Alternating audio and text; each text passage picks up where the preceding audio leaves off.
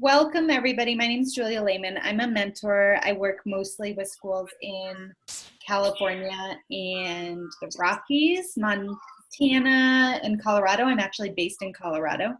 Prior to my role now, I worked at a school in Oakland that had about 70% language learners, and we were part of Summit Learning's Cohort 1. So this is a topic that is very close to my heart, and I'm really interested in both sharing some resources that we have and then also hopefully beginning to create a community of you all, because you are the experts now. And I have heard from a lot of people that they would really love to hear and talk with others who are working with language learners in their classrooms as well. So the structure for today is going to be very me speaking heavy for the first 20 or so minutes. I'm going to share a lot of resources with you. And then I'm hoping to open it up to a discussion between all of you. We're going to structure it that way because I'm also recording this and want to make sure that it's an informative webinar for people who can't be at the meeting but want to jump on and watch. And then a discussion time for all of you to kind of meet each other and talk. Quickly, before we get started, if you don't mind just sharing with us so that people in the room can meet you, your name, role, and location, so school and state, that would be great. I'm going to call on you based on the little name at the bottom of your screen so that we make sure we hear from everybody. So apologies if it doesn't say your full name. But let's start with C. Garcia. If people aren't actually there, we'll just move on. That's okay. Yep, and you'll probably need to unmute yourself as well. No. CJ Williams? All right, maybe we won't do this part. Let's skip this part for now. I'll do the webinar, and then once we do a discussion, as you talk to each other, you can introduce yourself. How about that? I am going to share my screen with a slide presentation.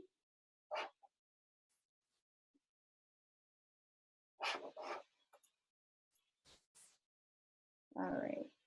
Can you all see that? Like a thumbs up maybe if you can see it. Yeah, all right. So today we're going to be focusing mostly on supporting language learners in PLT. We are going to do a future series of webinars where we will talk about some other areas of ELL support, but this is one of the biggest areas where we often hear from people that there is a need, so we're going to start here.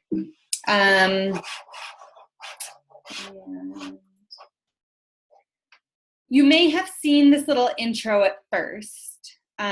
We know that Summit Learning is designed so that we are always planning for all the diverse learners in our classrooms. That is the nature of personalized learning. But that if we don't very purposefully plan for language learners in our classes, there are going to be gaps that continue to persist unless we intervene in all areas. Summit Learning did research last year, and they found through a series of interventions and careful tracking that teachers who purposefully planned to meet English language learner progress saw really promising results in closing those gaps. I'm going to share with you today some of those interventions that they tried in hopes that you all can start to introduce them into your classrooms and hopefully also see the same kind of closing of gaps. I also think that many of you are already doing some really interesting interventions in your classrooms. So at the end, I would really love to have you all share with each other some of those things that are working. Also, because I have my screen up, I can't see people very well. So if you do have questions, please just jump in, unmute yourself, and call out so that I am getting to you, even if I can't see your face. So today we are going to talk about how to assess and anticipate the needs of our language learners in PLT, and hopefully introduce you to some research-based practices that will help you with your students in PLT. This slide is here so that after this presentation, you can come back and just click on any of these interventions and use this deck as a research bank. So we will share this out with you afterwards. These are all of the strategies that I'm going to talk through. I am not going to address newcomer students. I'm going to ask you to talk with your mentors who can connect you to me as well to discuss newcomers in PLT. We're not going to talk about it because generally, if a student is brand new to the country, the interventions that I'm talking about are not at a level that's going to meet newcomer needs in PLT when all of the readings are in English. Focus for today is mostly on transitional language learners, kind of level 3s and up, 2s and 3s. It's also not traditional Summit PD where we give you a product and lots of work time. It's mostly just me talking and then hopefully some discussion at the end. At convening, there is a really great session coming up about diverse learners, including language learners, that will have work time and a more product-oriented session. So please come to that at convening. It's coming up. Here are the most common challenges that we hear language learners have during PLT. Number one is reading PLT texts. The reading levels are often grade level reading levels. That's really hard for our language learner students. Often the content doesn't exactly align with what's happening in project time. And for language learners who are trying to build language schema around topics, it can be really difficult to be switching back and forth between contents throughout the day when they're building vocab to go along with it. So that's another challenge. Platform navigation is another issue for students, especially those coming with limited tech backgrounds, and a platform that's mostly in English. It can take some extra teaching and extra time for students to just be comfortable knowing where to click within the platform. And then we also know that there's a lack of student discussion during PLT. And best practice for our language learners is that they are talking frequently. So sometimes a challenge coming here is that we find that language learners aren't getting the discussion practice they need and aren't necessarily talking about what they're learning, which makes it more difficult to learn PLT content. I'm sure in your minds you have quite a few others that you have seen coming up from your language learners during PLT. So these are just a few. I hope the strategies that we show you will help for these and also other ones that you have in your notes. So the first one is assistive tech. We have a list. If you go, if you go to that tiny URL, can you see it? The tiny URL, did that pop up? This, I'm not going to actually click through it right now, but it is a long list of, now I can't get back, sorry. There we go. Various resources that you can use for your language learners straight from the computer during PLT. So these are things that help them look up vocab words on the fly, help them maybe simplify a text on the spot.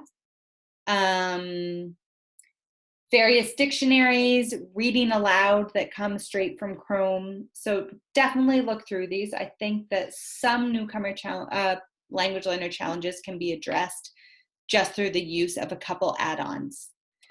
Most of these you will find in Chrome. Other platforms also have various different versions of the same add-on. So if you can't find the ones on this list to work with your students, please reach out to a mentor, reach out to us, and we will help find some ones that match the platform that you use.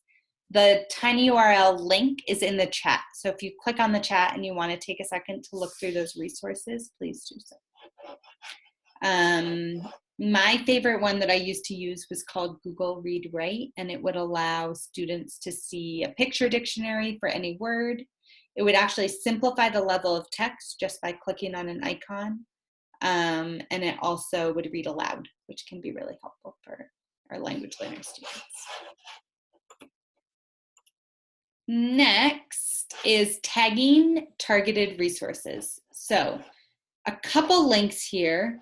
Again, these are all going to go into instructions that you can access after the webinar.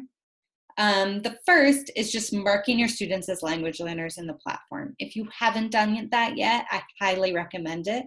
It allows you to then tag specific resources just for your language learner students.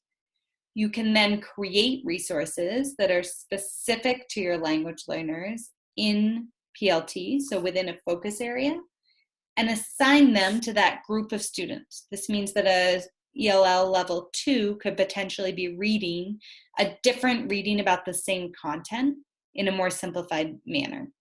Right now, you will need to create some of those resources. There's a guide here on how to kind of simplify a text for students. And there's also quite a few teachers who have had success with using videos, resources, readings in the student's home language so that they're learning the content at grade level, but they're learning it in a manner that they can understand. This often works well with some guided language instruction around that vocab. So they're seeing vocab in English, they're also learning content in their home language, and those two can work together. For students who are not literate in their home language or there are not a lot of resources out there, this isn't going to be as useful.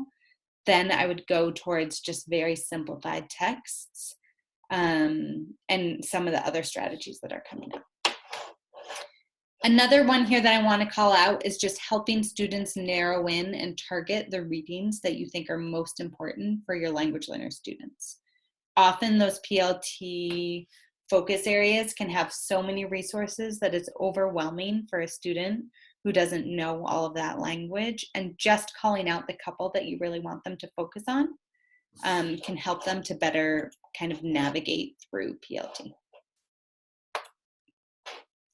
The next two are getting into targeted workshops that you or perhaps a push-in ELD teacher, if you are lucky enough to have one, can run during PLT.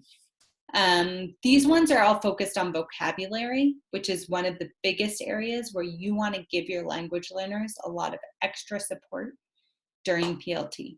So that could look like pulling a group of language learners and working with them on reviewing the focus area key terms before or right after they start working on the focus area.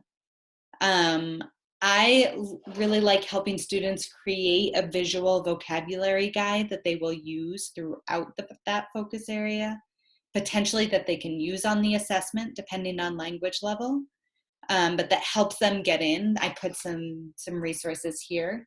Having students or you create a word wall so that there's visual representations of those words in your classroom, and giving them extra vocab practice that might not be in the focus area.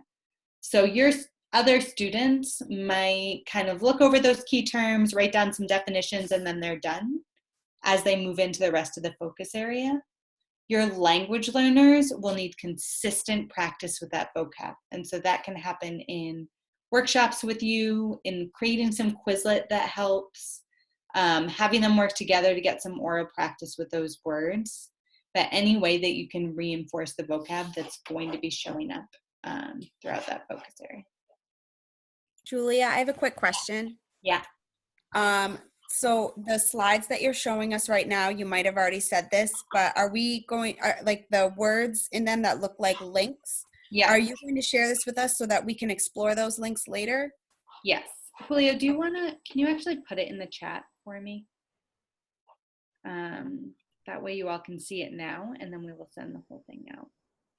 Okay. In a minute. Thank you. Yep. Let me just get it. Hold on one second. I can't do it, but someone can put it in the chat for me, hopefully, so that you can click on those links right now. Some of these are to kind of Summit how-to guides, and others are to general like web resources on how to do some of these things.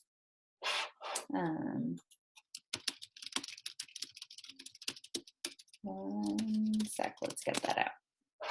Okay, but yes, you will definitely have them. So the next one is more generally just planning targeted small group workshops. This could include vocab. It can often include things like reading strategies that you know your language learners need, that you can integrate into PLT 10. So for example, one really helpful reading strategy for any language learner is how to use context clues to identify words they don't know. Often, this is taught in a sheltered language instruction way as its own skill, and students are learning this in like an ELD classroom. It works really well with PLT. So just like you might run a targeted note-taking workshop with students who struggle with note-taking, where you pull a resource from the platform, work with a small group of students, and help them learn how to take notes, you or an ELD teacher can use focus area resources to teach specific reading skills. So if you pull it ahead of time, think about what that skill is going to be, and then work with language learner students on how to do that. It means they're going to be developing those reading skills at the same time as they learn some of this content. I put a couple ideas here. So just close reading, context clues, summarizing main idea, along with vocab. This will help students really learn the content and also develop skills. It also gives you an opportunity to help language learners talk about the content. If they are just doing this on their own at a computer, it's highly unlikely that they're going to get that oral practice. If you pull them all in a group and ask them to talk about the content that they're learning, they're going to begin to get a lot more oral practice of the content, and they're also going to learn it more quickly and internalize it more quickly. These workshops also don't always just need to be with your language learners. Sometimes you might want to pull some native speakers or fluent, more proficient students into the same group so that they're hearing this content talked about, but it gives you a smaller group to check for understanding with your language learners. I'm going to just pause for a sec and see if there's any questions, or from Julio, Jeff, or anyone if there's things I've missed. Yeah, I just wanted to chime in that I did put the link in the chat. Thank you. Any questions or other comments? All right, keep going. Strategy 5, peer support and tutors. So assigning a peer tutor to language learners is extremely helpful during PLT. It gives students a leadership opportunity. It gets students talking about content more. And it also allows you to have someone besides you, because you are very busy, helping your language learners get through content. Often it works to have someone who speaks the student's home language so that they can get translation help when necessary. I've put in some partner structures here that you might want to look through. Some that work really well are pair reading, so having one student read out loud and summarize with the other kind of checking their understanding and offering some guidance. Having students read together and then discuss and take notes together can allow a student who might get lost in the reading a second chance to make sure they're understanding what they're reading. Using playlist resources to quiz each other, so having a fluent speaker and a language learner work together, where they're either quizzing back and forth or the more fluent English speaker is quizzing the ELL student. You will know the students who can do this well, but it accomplishes that goal of providing more oral practice, and it also gives your language learner a lot of extra support in focus area content that's coming from someone besides you, which is always nice. It is also important that your language learners are getting more frequent one-on-one check-ins than your then maybe your students are performing at grade level consistently. This means that you might want to be checking in with them multiple times throughout a PLT lesson. It is really easy for language learners to not be quite as metacognitive about what they're understanding or not, and frequently not to necessarily ask for help when they need it. And so it's really good to put as a practice in your classroom that you are continuously checking in with those students to make sure that they are understanding what they're reading. So that can look like just quick check-ins to see that they understand what they're doing, helping them maybe plan out their PLT time a little more than you might other students, and helping them to kind of be metacognitive about where they are in understanding that focus area content. This is a resource that might help you plan some more detailed one-on-one check-ins. I also think just making sure those students are near you so that you're checking their process more consistently is an important strategy. This goes along with that, but this is supporting your students in making sure that they are really chunking their PLT time and potentially making it shorter. There's like a, we don't want students getting to a point of frustration and not understanding without having any sort of intervention. And so it may be helpful to, even more than you do with your other students, help your language learners decide exactly what they're going to work on for 15-minute, 20-minute increments of time during PLT, and then providing a structure for them to reflect on how that time period went. A whole hour of PLT with reading that is really difficult for them can often lead to just students kind of wasting time. So this means that you are giving them continuous tasks to check off. You're helping direct them to the resources that you think are the most pertinent or the most easily understandable. And then you're helping them reflect continuously after shorter periods of time on how they did during that period. This is also an area where if you do have another teacher in the room, you can use that teacher to do some of this checks. Okay, that was all the resources. I know you haven't had a chance to click in around them. You hopefully now have the slideshow, so you can do that. I do want to give us a chance just to talk through this a little bit. And to do that, I'm going to actually break us up into 2 rooms, I think. So if you see the questions, I'm going to switch to the questions to give you a second to start thinking. So what resonated? What's an idea you might want to try? What do you currently do that we didn't mention? And what questions do you still have? Jeff is going to break us off into breakout rooms to talk through these. And then I would say maybe spend 5 or 10 minutes discussing in those rooms. And at the end, if you will come back together, let's come back together in 10 minutes. 10 minutes. And we'll share out and fill out the survey to end. So patience for a minute while we're split up. And if you are not on video and you're able to be, that would be really great once you're in those discussion rooms. Thanks, Jeff. Hey guys, if you were just in my group and we got cut off mid-sentence, I apologize. Julia, can I chime in with one thing real quick before we wrap up? Mm-hmm. I'm going to link here the short-term webinar that was shared through the Summit Scoop in case people didn't get access to the link. There's a number of links in this document as well, specifically to like the mentoring piece, as well as other kind of high-level information about Summit's theory of change for English language learners. It can be another resource bank for folks as they're thinking through supporting their students through all areas of the program.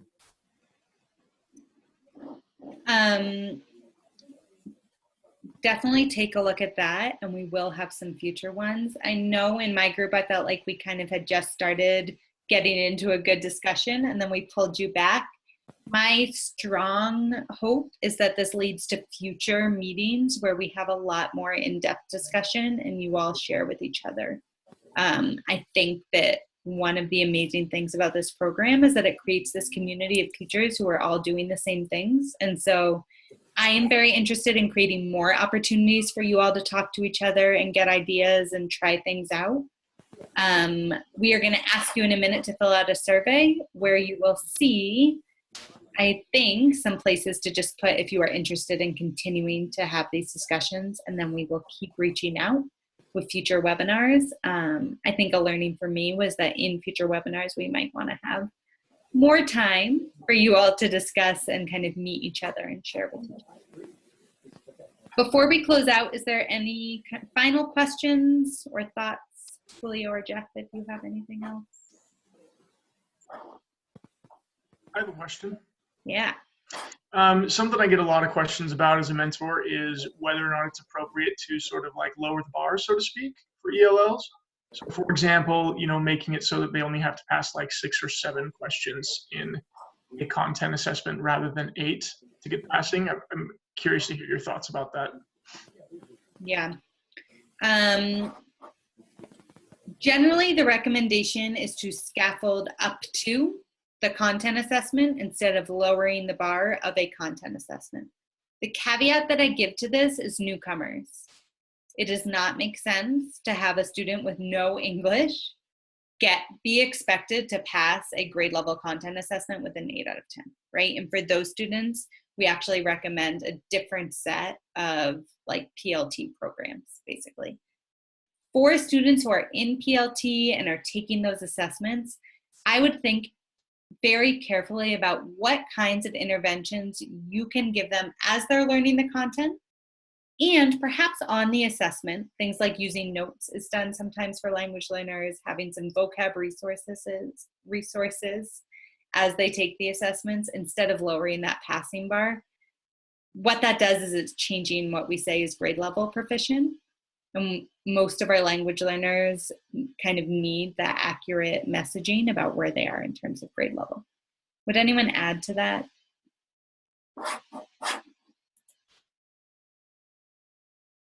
All right. Any other questions that are still lingering for people? Yeah, I have one.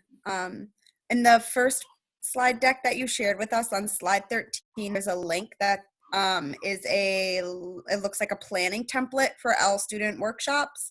But when I click on it, it has restricted access. I'm just wondering if you guys can fix that. Yes, thank you. There's always one. Sorry. I know. Thank you so much for calling that out. I am going to share it right now. Thank you. Julia, I think I fixed it. It's good. Awesome. Thanks. Thank you. Anything else? All right. I am going to, and if you on the shared slides, go to the last slide, I'll share my screen. There is a survey that will help us plan these in the future.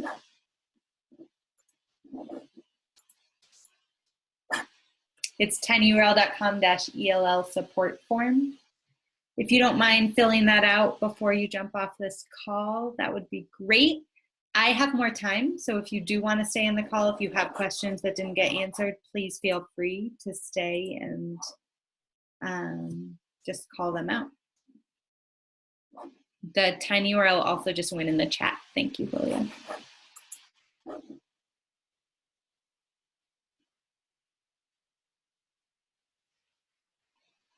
We will also be sharing this webinar out so that if you have colleagues who didn't see it or you just want to be able to watch it again, that will be available to you.